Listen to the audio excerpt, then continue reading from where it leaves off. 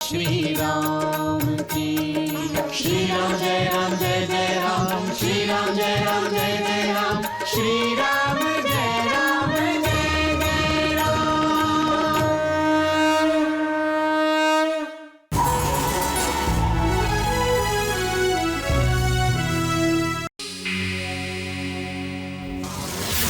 আরো একটা কথা, আমাদের রাবণের গুপ্তচরদের থেকেও সাবধান থাকতে হবে। রঘুনন্দন, আমরা সাবধানও রয়েছি আর সতর্কও। আর ওর অনুচররাও মায়াবী, যে কোনো রূপ ধারণ করতে পারে, যে কোনো জায়গায় আসতে পারে। আর এটাও হতে পারে ওরা বানর রূপ ধরে আমাদের সেনাদের মধ্যে হয়তো প্রবেশও করতে পারে। তা আমরা পরীক্ষা করে নেব রঘুনন্দন। মহারাজ সুগ্রীব, রাবণ আমাদের আত্মবিশ্বাস ভেঙে দেওয়ার সম্পূর্ণ চেষ্টা করবে। এমনকি ও রাতে আমাদের শিবিরে আক্রমণও করতে পারে। আমাদের আহারের মধ্যে বিষ মিশিয়ে আমাদের মেরেও ফেলতে পারে। আপনি চিন্তা করবেন না রঘুনন্দন, আমরা রাবণের সমস্ত ষড়যন্ত্রকে বিফল করে দেব। রাবণ খুবই কুটিল মহারাজ সুগ্রীব, ও আমাদের সেনাদের মধ্যে মতভেদ তৈরি করতে পারে। ও আমাদের সেনার মাঝে মতভেদ তৈরি করতে পারবে না রঘুনন্দন, কারণ আপনি আমাদের সকলের প্রভু। আমরা আপনার সাথে রয়েছি আর সর্বদা আপনার সাথেই থাকব।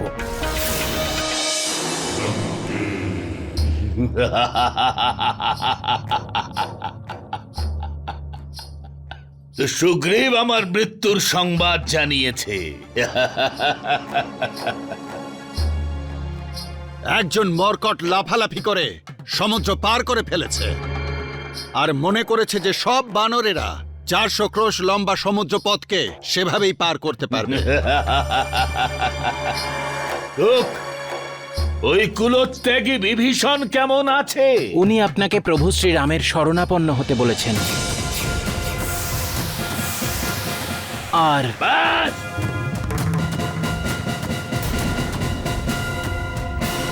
বানর সৈন্যদের উৎসাহ কেমন দেখলে সুখ? ওরা এখন প্রচেষ্টা করছে যাতে কোনোভাবে সমুদ্র পার করা যায়। এটাই ওদের পরাজয়ের মুখ্য কারণ হবে ইন্দ্রজিৎ। এটাই ভালো হবে। যুদ্ধে আর প্রাণ দেবার দরকার হবে না। আর নিরাশ হয়ে আবার কিষ্কিন্ধায় ফিরে যাবে।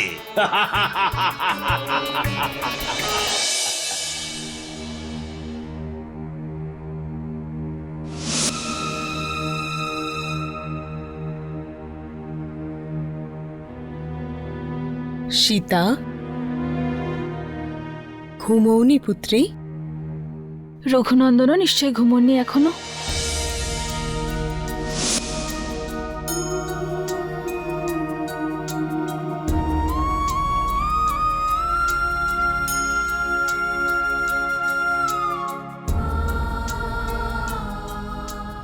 সমুদ্র পার করার পথ পাচ্ছি না, সেই জন্যই তুমি বিচলিত জ্যেষ্ঠ?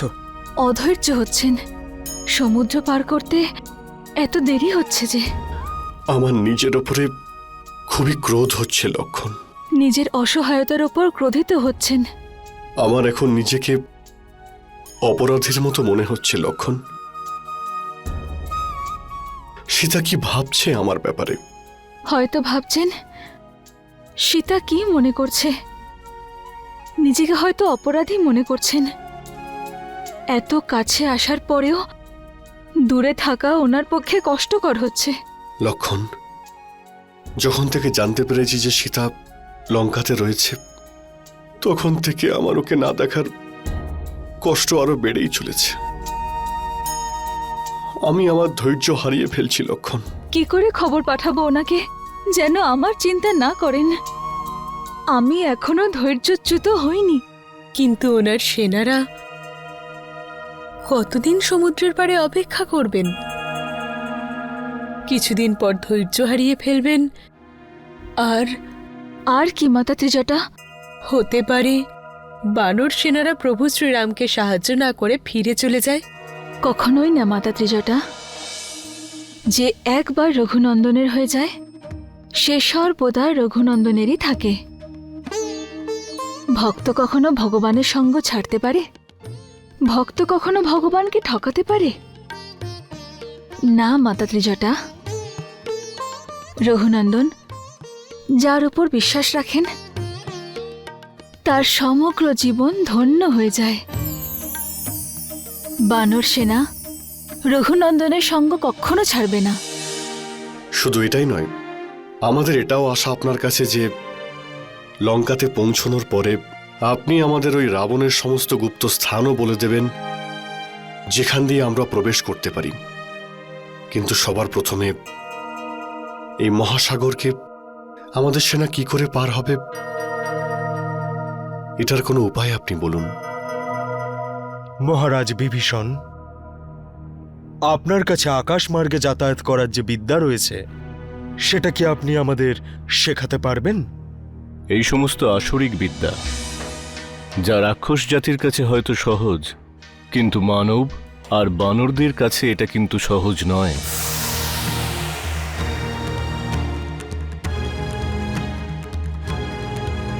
তবে অন্য একটা উপায় আছে। কি মহারাজ বিভীষণ? আপনি সমুদ্রের কাছে পথ চান। সমুদ্র আপনার কুলে অগ্রজ। আপনি যে বংশজাত সেই বংশের রাজা সাগরী এই বিশাল মহাসাগরকে খনন করেছিলেন, আর ওনার কৃপাতেই সিন্ধু পৃথিবীতে এত দূর পর্যন্ত বিস্তৃত নিজের স্থান পেয়েছে। উনি কৃতজ্ঞ আপনার বংশের কাছে, আপনাকে অবশ্যই সাহায্য করবেন।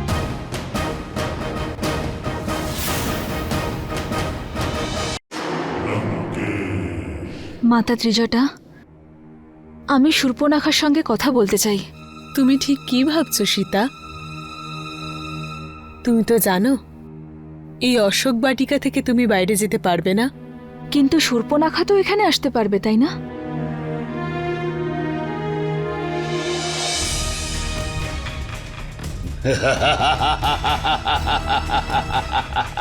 সীতা তো আমাকে তিরস্কার করে, তাহলেও আমায় কেন ডেকেছে? ত্রিজটাকে এই কথাই বলতে এসেছিল? হ্যাঁ, সীতার আমার সাথে কিছু গুরুত্বপূর্ণ কথা বলার আছে। লঙ্কেশ, গুরুত্বপূর্ণ কথা। যাও শূর্পণখা, যাও। সীতা ডেকেছে তোমায়। সীতার গুরুত্বপূর্ণ কথা আমার হিতের জন্যই হবে। বেচারা রাম।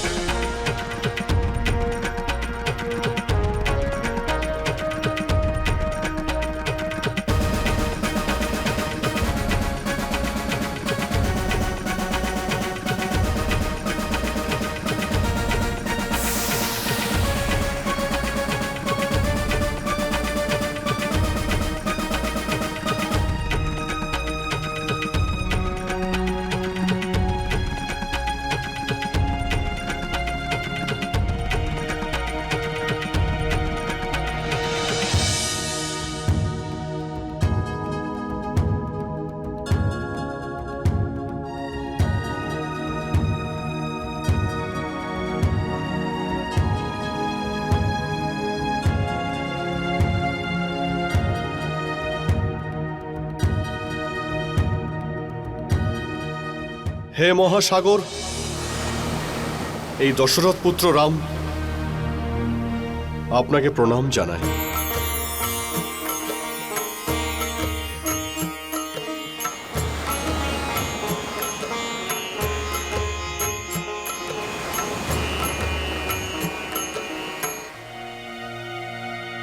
লক্ষণ,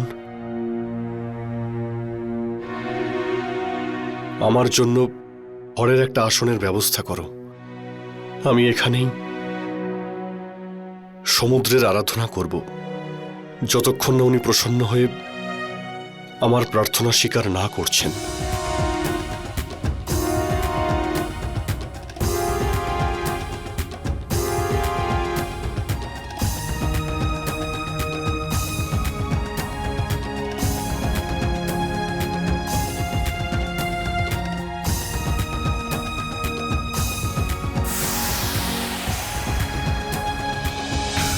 হে মহাসাগর, আমি এখন অসম্ভব বিপদের মধ্যে পড়েছি,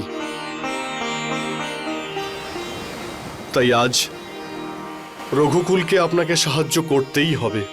হে মহাসাগর, আমি আমার সেনাদের নিয়ে লঙ্কাতে আক্রমণ করতে চাই। সেই জন্য আমার সমুদ্র পার হওয়ার পথ চাই। এটাই আমার প্রার্থনা। যতক্ষণ আপনি আমার প্রার্থনা না শুনছেন, আমি অন্য জল গ্রহণ করব না, শুধু আপনার আরাধনাই করব।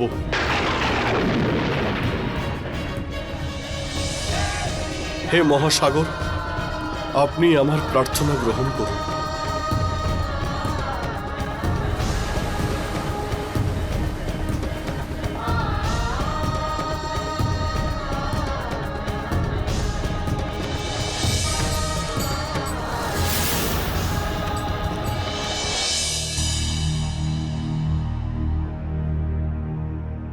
বায়ুদেব,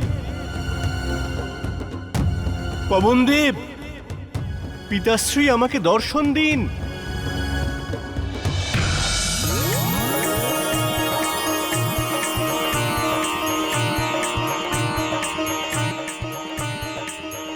পুত্র, আমাকে কেন স্মরণ করলে? আমি আমার প্রভুর কষ্ট আর দেখতে পাচ্ছি না।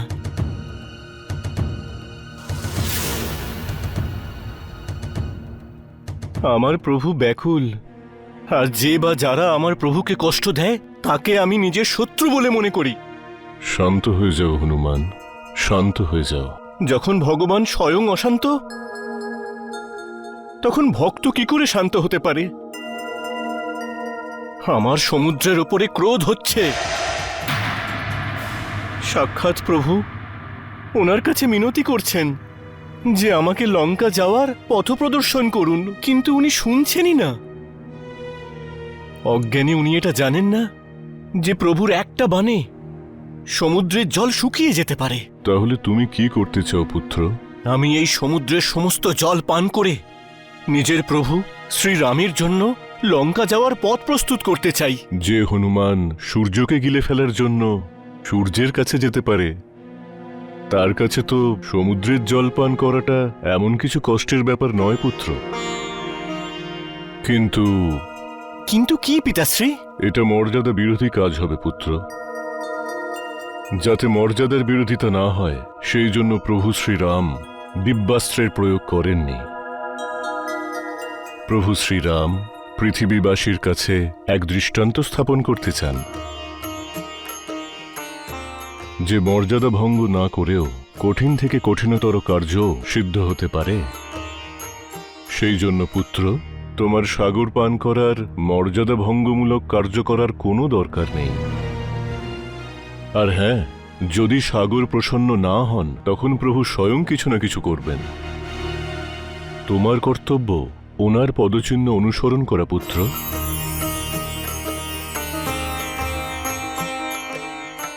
যথা আজ্ঞা পিতাশ্রী।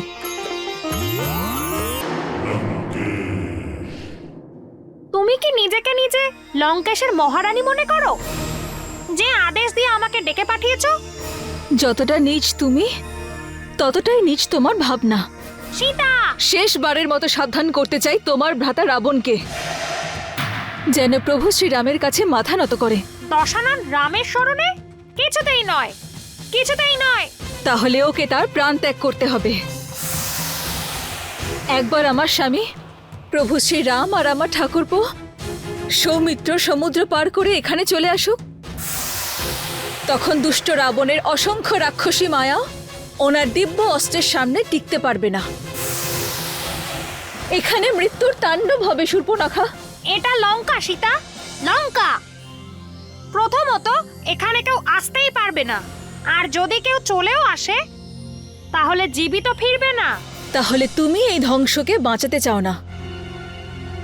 আমি মনে করতাম যে কেবল আমিই সে যে রাবণ আর লঙ্কার বিনাশ চায়, কিন্তু তুমিও দেখছি সেটাই চাও। আর কেন চাইছো সেটাও আমি বুঝতে পেরেছি। প্রতিশোধ নিতে চাও তুমি রাবণের থেকে। সীতা, রাবণ তোমার স্বামীর হত্যা করে তোমাকে বিধবা বানিয়ে দিয়েছে, সেই জন্য তুমি রাবণের এই লঙ্কার প্রত্যেক স্ত্রীকে বিধবা বানিয়ে তার প্রতিশোধ নিতে চাও। তুমি এক নাগিন শূর্পণখা, সেই জন্য তোমার স্বামীর মৃত্যুর প্রতিশোধ নিতে চাও তুমি। জেনে বুঝে এই যুদ্ধ হওয়া থেকে আটকাতে চাও না তুমি। মনে মনে তুমি বিশ্বাস করো প্রভু শ্রীরামের হাতে রাবণের মৃত্যু হবে, তাই তুমি ওকে যুদ্ধ করতে উৎসাহ দিচ্ছ। যেভাবে এক নাগিন তার শত্রুর বিনাশ চায়, সেরকম ভাবে তুমিও বিনাশ চাও। বিনাশ চাও লঙ্কার, বিনাশ চাও রাবণের, বিনাশ চাও সম্পূর্ণ রাক্ষসকুলের। বিনাশই বিনাশ চাও তুমি শূর্পণখা। বিনাশ তো এবার নিশ্চিত, আর বিনাশ প্রভু শ্রীরামের হাতেই হবে।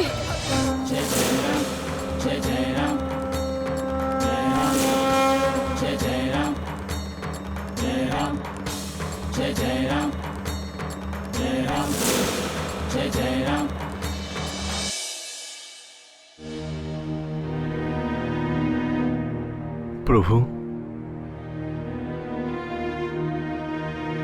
ফল যতক্ষণ না এই সাগর কৃপা করছেন ততক্ষণ অন্য জল গ্রহণ করা অসম্ভব হনুমান। কিন্তু প্রভু, এ তো শুধু ফল, এদের প্রতি আপনার অকৃপা কেন? প্রতীক্ষার সঠিক ফল পাওয়ার জন্য।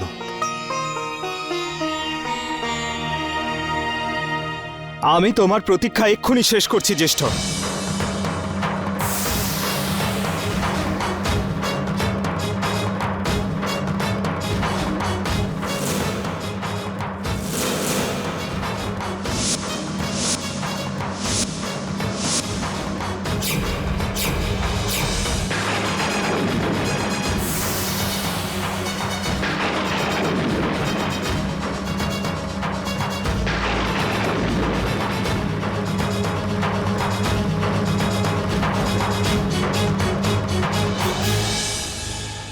আমি এই মহাসাগরকে জলবিহীন করে দিচ্ছি।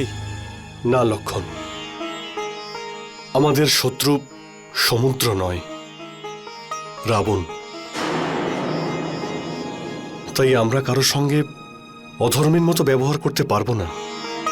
পৃথিবীর কল্যাণের জন্য আমাদের পূর্বজরা এই সমুদ্রের নির্মাণ করেছিল, সেই জন্য আবেগের বশে আমাদের পূর্বজদের এই মহত্বপূর্ণ কাজ নষ্ট করা উচিত নয়। কিন্তু এই মহাসাগর তোমার অনুরোধ স্বীকার করছে না জ্যেষ্ঠ। সময় আর ধৈর্যের সম্পর্ক আছে লক্ষণ। সময় আর ধৈর্যের মধ্যে বেশি পার্থক্য নেই। যখন সময় গড়িয়ে যায় তখন মানুষের ধৈর্য ভেঙে যায়, সে অধীর হয়ে ওঠে। আমাদের মহাসাগরকে সময় দেওয়া উচিত লক্ষণ, যাতে উনি এটা নিয়ে ভাবনা চিন্তা করতে পারেন।